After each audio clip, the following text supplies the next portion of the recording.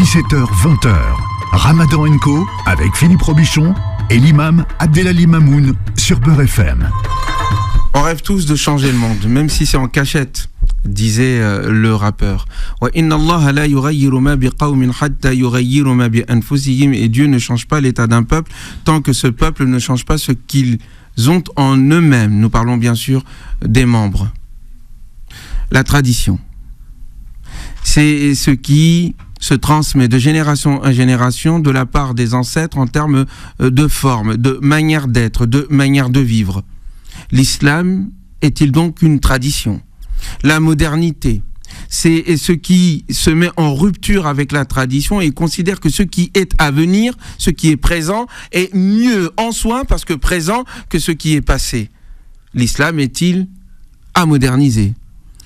En réalité, vous le comprenez, nous ne sommes ni de l'un ni de l'autre, puisque nous connaissons ces passages du Coran qui critiquent la tradition, qui critiquent l'idée que les ancêtres, parce que ancêtres ont la légitimité d'imposer la vérité, tout simplement parce qu'ils ont l'autorité. Et bien sûr, nous ne sommes pas d'accord avec l'idée que la forme, parce que nouvelle, doit remplacer le fond et la finalité, et c'est là la contradiction des traditionalistes et des modernistes. Les traditionalistes confondent la forme avec le fond et pensent que la forme ancienne c'est le fond et se mettent à l'adorer. C'est de l'idolâtrie. Et puis de l'autre côté, ceux qui sont en rupture, les modernistes, ceux qui veulent avoir le petit jean tranquille serré, tout beau. Je plaisante, mais à peine. Eh bien, ils pensent que parce que c'est nouveau, c'est bien en soi et ils confondent aussi la forme avec le fond, mais voyant que la forme évolue, finissent par croire que tout évolue, qu'il n'y a pas de fond, qu'il n'y a pas de finalité, que tout est relatif. Nous sommes dans ce problème. Les uns confondent, pensent que le bien, c'est ce que l'ancien a fait. Même s'il dit des bêtises, même s'il dit n'importe quoi, même s'il n'est pas intelligent, du moment qu'il répète à tue-tête des livres qu'il a appris par cœur et que c'est signé un tel, c'est suffisant, nous devons l'accepter, nous soumettre, que dire ? Nous devons l'adorer. C'est exactement ce que le Coran a éliminé dans son discours en disant que c'est là une bêtise, c'est là une non-raison, c'est là tomber dans le piège de l'animalité. Et puis de l'autre côté, vous avez ceux qui pensent que tout est relatif. Puisque les anciens ont tort, puisque les anciens que nous confondions avec Dieu lui-même, il s'avère qu'ils disaient n'importe quoi. Il n'y a plus de vérité, il n'y a plus de transcendance, il n'y a plus de divin.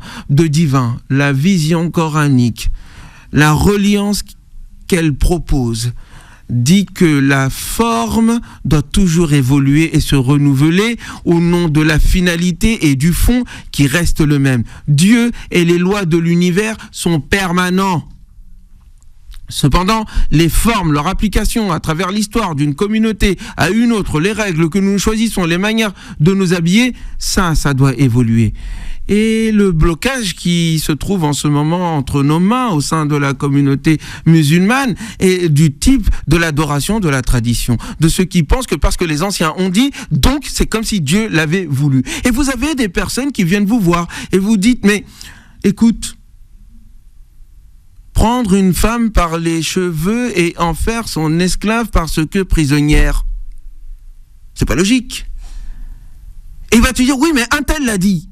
Mais tu diras, mais c'est pas parce qu'un tel l'a dit que c'est vrai. Ça va à l'encontre de tous les principes, ça va à l'encontre de ce que Dieu y dit. C'est impossible d'imposer ce genre de choses. Oui, mais les anciens l'ont fait. Est-ce que toi, t'es plus savant que les anciens ? Oui, je suis plus savant que les anciens si les anciens disent de telles bêtises. Et que Dieu leur pardonne. Mais à un moment donné, les principes doivent être au-dessus. C'est permanent. Ça participe de la construction humaine. C'est la fitra. C'est éternel. C'est permanent. Et si, à un moment donné, il y a des formes qui furent injustes auparavant, doivent être éliminés et dépassés, voire abrogés, eh bien, qu'à cela nous tienne. Ayons le courage de le faire, ayons le courage de le dire. Or, vous comprenez mon discours. Il est critique parce que nous comprenons la dangerosité de la situation dans laquelle nous nous trouvons. Tant que nous n'aurons pas le courage de faire un travail critique non pas du Coran qui n'est pas une tradition, mais de nos interprétations, nous ne serons jamais à la hauteur des enjeux d'aujourd'hui. Aujourd'hui, le monde est en train de basculer, de bouger, de changer, de nous bousculer. Et ceux qui restent accrochés aux cendres de leurs ancêtres, en train de les sniffer au bord de l'arbre qui auparavant était le leur, seront balayés par l'histoire. Ceux qui resteront, ce sont les leaders de demain qui auront la capacité et le courage créatif de comprendre la finalité cosmique même de l'existence et de lui donner une forme adaptée à notre époque. C'est un travail de créativité, c'est un travail de poésie, c'est un travail de création conceptuelle. Et ceux qui ne se mettent pas à la hauteur de ces enjeux et préfèrent répéter de façon fainéante ce qui fut auparavant fait, et on va essayer de prendre des règles là-bas, des petites lois ici, on va faire une petite interprétation, une petite adaptation. Ah, ça paye pas cher, ça fait pas fatiguer la tête, ça ne fait pas suer le cerveau. Eh bien, ceux-là seront balayés, je vous le dis.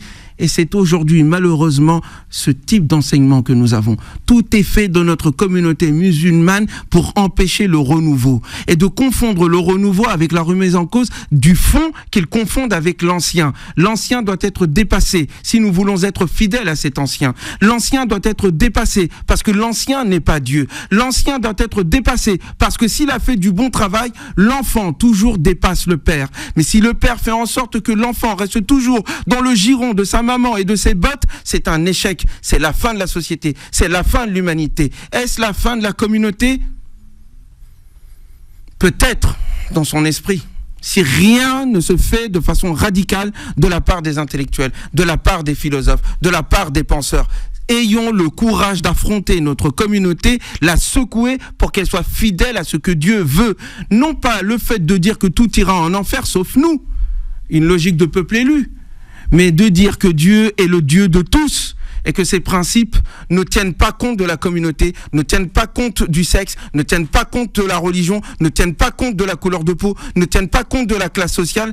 La justice doit être justice partout et elle est hier comme aujourd'hui. Ceux qui arrivent à s'approcher de ce principe universel et de lui donner une forme adéquate à la situation seront les leaders de demain. Tel est l'enjeu dans lequel nous nous trouvons. L'islam n'est pas une tradition. L'islam n'est pas la modernité. L'islam concerne au fond les principes qui commandent même l'existence et qui nous demandent une créativité d'invention poétique de nouvelles formes en contact, inspirante avec le fond transcendant que Dieu nous révèle dans le livre. Ramadan & Co avec Philippe Robichon et l'imam Abdelali Mamoun sur Beurre FM.